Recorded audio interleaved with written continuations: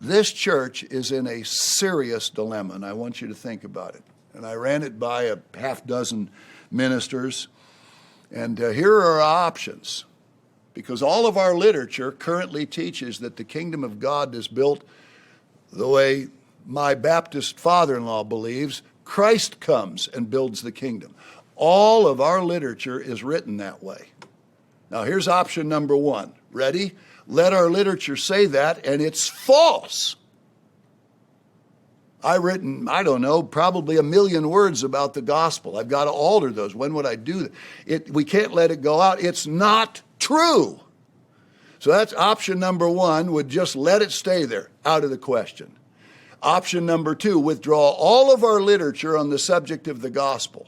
The awesome potential of man, what's the kingdom, what's the true gospel, how world peace will come, and all the booklets that I wrote years ago that have been so productive. Hundreds of millions of our pieces of literature have gone out. Just withdraw them and never talk about the gospel again. Well, that's a problem because we have an open door in front of us and nobody can shut it. So we wouldn't be expected to do that. So neither of those options are realistic. Here's the third one. God says he wants to come as a thief, as a snare. He does not want the world to know it. He wants a little group to know it. So then what do? Rewrite the literature and tell the world what it appears God does not want them to know? That's option number three. That doesn't sound like a very good option, but we'd have to do something. Unless God revealed this extraordinary mystery that has been this series right before he intended to solve the problem himself. Because here they are again, leave the literature that's up. It's wrong. It was a present truth. Mr. Armstrong taught things that were wrong, and he taught all the other doctrines of God correctly. We believed them. We held to them.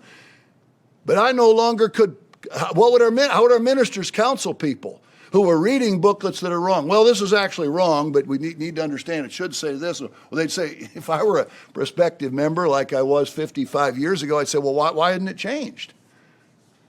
Or the alternative, remember, second alternative, just cancel all that literature and never talk about the kingdom of God.